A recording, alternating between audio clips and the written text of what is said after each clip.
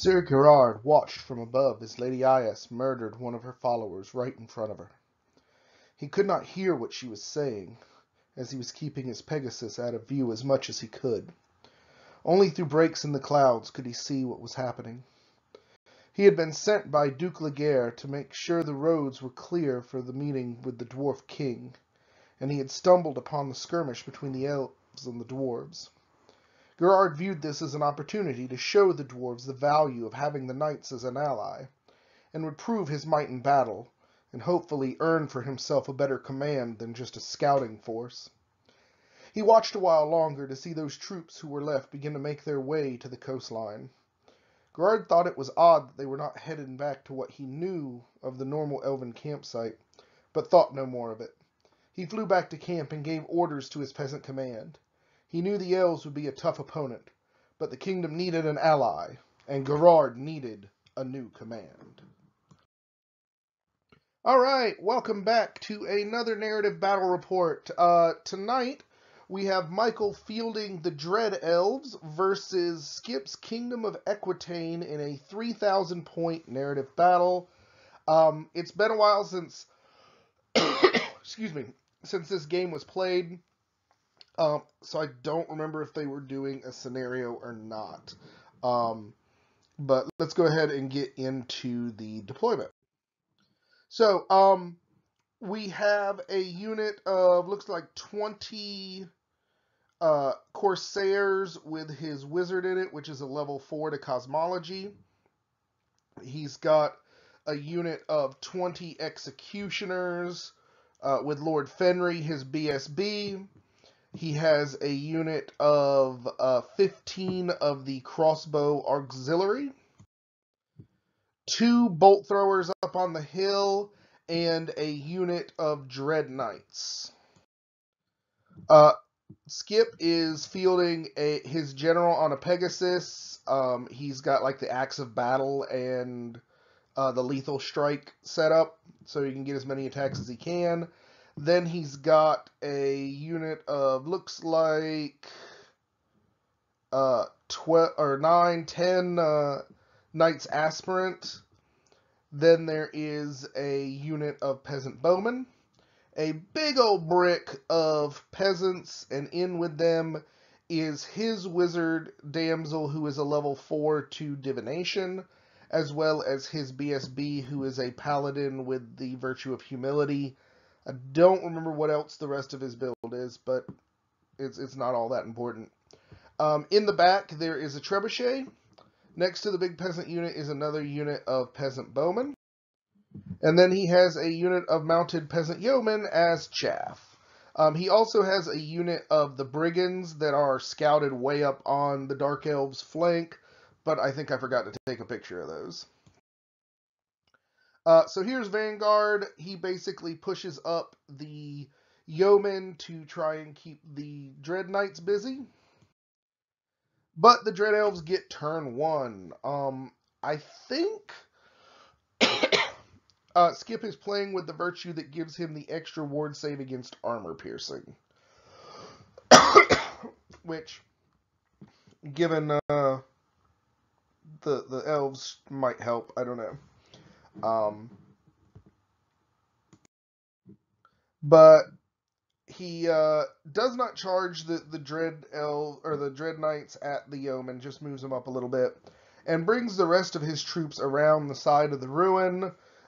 He knows that his big punch is in that executioner unit, and he wants to bring that to bear as quickly as possible.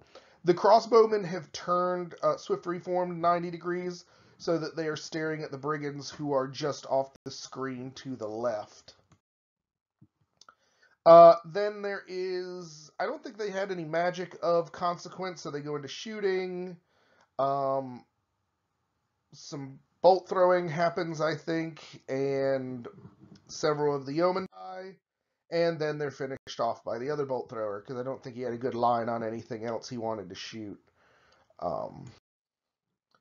So we go to Kingdom of Equitaine turn 1, and the kingdom decides to push up with everything but the knights. He realizes he's got a lot of range on those knights, So he just kind of wants to tie up the units and bring the knights in where he can. So that's pretty much it. And no magic to speak of, but then the shooting goes on, and a trebuchet lands right on the executioners and kills almost all of them. I think he's got less than 2 ranks left. They're not going anywhere, though. They pass their panic. And then with the rest of the shooting combined, it looks like he kills 1 Corsair. So way to go, peasants. But the trebuchet is freaking amazing. Dread Elves turn 2. I forgot to take movement, but he basically pushes up. He's going to use the rest of those executioners kind of as a chaff unit, and pushes up hard with the knights to come in on the flank.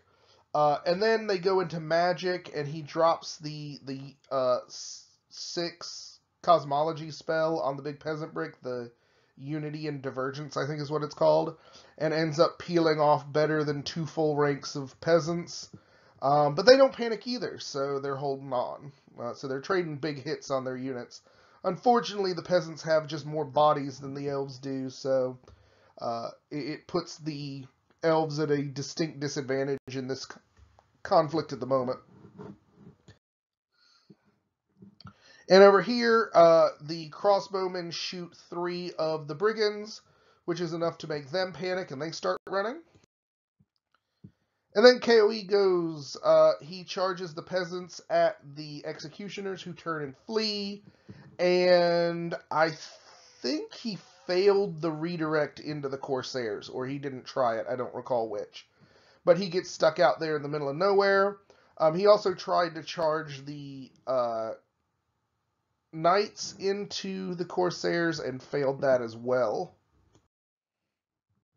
And the brigands fail to rally, and they keep running. They're just at the edge of the table now.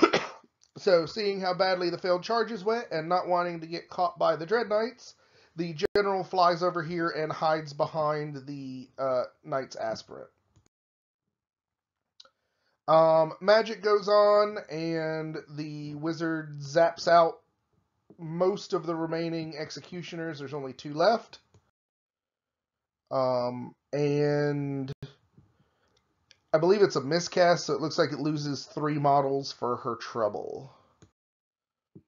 And then the final unit gets blasted. I do think at this point Lord Fenry left and has joined the Corsairs, because I think I see the 2 different flags there. So he didn't lose any characters, but he did just lose the entire unit of executioners before they could mix it up with anything. And then a big old rock from the trebuchet drops right on the Corsairs and peels better than a rank off of them.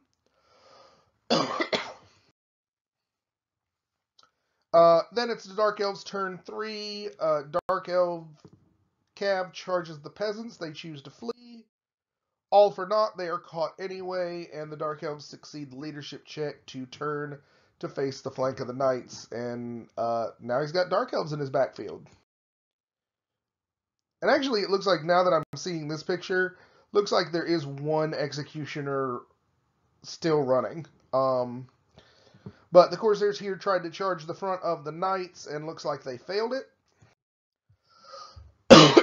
And the 1 remaining executioner turns and runs. Or keeps running, I guess. And the crossbowmen start to move up so they can start shooting at stuff over here. KOE turn 3, that failed charge was painful for the elves because it put them in a situation to get combo charged by the peasants in the flank and the Knights Aspirant dead ahead, and that's going to be messy. And the Brigands rally, so now the Dark Elves have even more to worry about. And the archers decide to reform long to try and block up movement lanes for the Knights so that he can't get in, so the Dread Knights can't get into the Aspirant Knights in case things go badly over there. And the character on the Pegasus, Sir Gerard, hides behind a wall. A rock gets dropped on the crossbowmen and kills quite a few of them. And then during combat, the Knights Aspirant and the peasants absolutely demolish the Corsairs, defeat them, run them down, and actually end up an inch away from catching and destroying the last remaining Executioner. On Dark Elf turn 4, we've got the Dread Elves, or the Dread Knights deciding to go ahead and take care of that pesky trebuchet. And the one remaining Executioner is still running like hell. And then the bolt throwers go off and manage to pick off, looks like two knights to the bolt throwers, I think, and a couple of peasants to the remaining crossbowmen. Obviously, in combat, the trebuchet is not going to stand up against a charge of knights, and they turn and reform as such. And then it's KOE's turn, and the crossbowmen take a combined charge from the aspirant knights and the peasants. And the peasant bowmen here just reform a little bit to try and redirect the Dread Knights. And the paladin on the Pegasus is still hiding behind his knights because he doesn't want to get shot with a bolt thrower. Obviously, in combat, 10 crossbowmen do not stand up against half the KOE army, and they get destroyed and overrun. And then in Dread Elves turn 5, the Dread Knights fail their stupidity check and do not get to charge the bowmen. And the guns go silent as they try and take out the KOE general and accomplish exactly nothing. So KOE 5 has the peasants charge into the first bolt thrower so that if they kill it, they will be able to run into the other, and everything else starts moving towards the center of the field. And obviously during combat that exactly happens, so he kills and overruns. And then on Dark Elf turn, or Dread Elf turn 6, the Dread Knights fail their second consecutive stupidity check and don't get to charge the peasants again.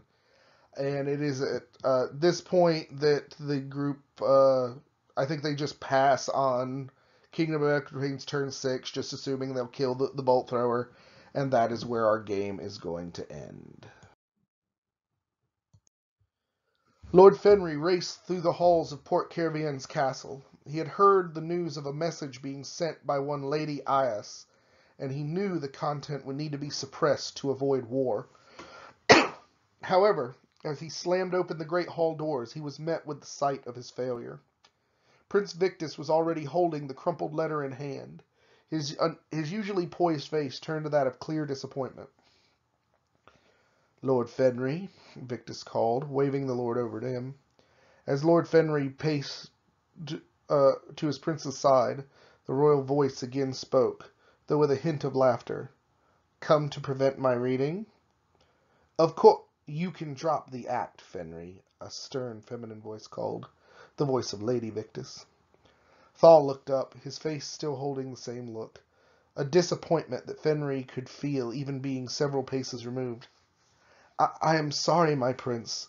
I had only wished to protect our people from war.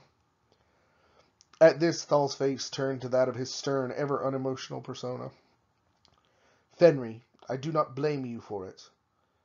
I know what you are wondering. Will I stay a lord? Will I continue to carry the house colors into battle? Will I even be allowed to live?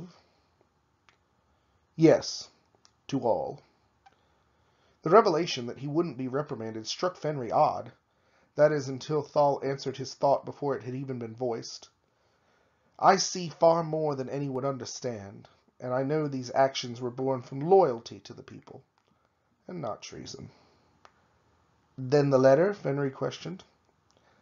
Lady Iris has been prodding the dwarves, thinking I would come to her aid, unaware that she had started the conflict. That is not the part I have concerned myself with. Victus paused. Seeing the questioning look that Fenry's brow gave, he continued, "This is about those damned knights attacking our people." "My lord, if I may, they struck Lady Ias's forces," Fenry asked, receiving a simple nod in return. "Then would we not appreciate the fact that these knights dealt with her misdeeds?" "Normally, yes," Lady Elora interrupted, signaling for the prince to continue. "They, however, crossed into my lands. They attacked elves under my sky without my knowledge or consent. I gave 40 miles, and they reached further than they had a right to. And so I, by the laws and traditions of our people, must respond in kind." Fenry simply nodded in acceptance. He could not argue the prince's will when he was fully poised and his mind was set. "Should I gather the guard?" "Yes, and send word to the mountains. I wish to speak to my old friend, King Thorin of the Grudgehammer's clan." And with that command, Fenry left, with both his head and his pride intact. Alright, so major victory for the Kingdom of Equitaine here. We were figuring it up, and it turned out to be basically a 20-0 victory. And it actually marks, if we're not counting incorrectly, Skip's 6th victory in total in like the 2 years he's been playing war games. So certainly great game on his behalf. He really did everything right. He really targeted the scary units with his trebuchet, and holy crap, are stone throwers not absolutely lethal against elves? But yeah, I mean, dropping that rock on the executioners really hamstrung the elves and their ability to counterattack. And the knights really didn't accomplish anything. They got what? They got 1 unit of chaff or sorry, the dread knights I'm talking about. They got 1 unit of chaff and the trebuchet, and then just started bombing stupidity checks like it was going out of style. So, certainly not a great showing for them either. And really just, I think in part because Michael doesn't play the Dread Elves very much, I think he just got outplayed here, and it really shows that I think Skip is learning a lot in how to play Equitaine, which is really good. It's great to see him making some strides with that. But yeah, I mean, that big brick of peasants is hard to deal with, particularly when you get your primary damage-dealing force just wiped off the map by a rock. But all in all, it was a great game. It was fun to watch. We let the guys really, or let Skip at any rate, really kind of show what he's learned at this point. And other than the brigands, his army he felt was very strong. He figured he probably should have done something other than the brigands because they didn't really accomplish anything. In terms of the Dread Elves, I think Michael hated this entire list. I don't think he really likes playing the Dread Elves. We just kind of make him do it for a switch up every once in a while. Because he has the models that he uses for his High Elf army, but they're all Dread Elves. Or a good hunk of them are Dread Elves, so we make him play them occasionally. But I don't think he likes them, and I don't think he's got a good grip on them. He's a much stronger opponent, again, with his High Elves, or certainly with his Dwarves. But Skip did great here. It's good to see him get a win under his belt and maybe get some momentum, get a couple more. So, hope you guys enjoyed this one. Please like and subscribe the video. If you would like to help support us, go to my Patreon. It's Materum, just like my channel name. Feel free to donate whatever you will. I have changed up a few of the excuse me, a few of the rewards for being a patron, so there's some new stuff there if you're interested.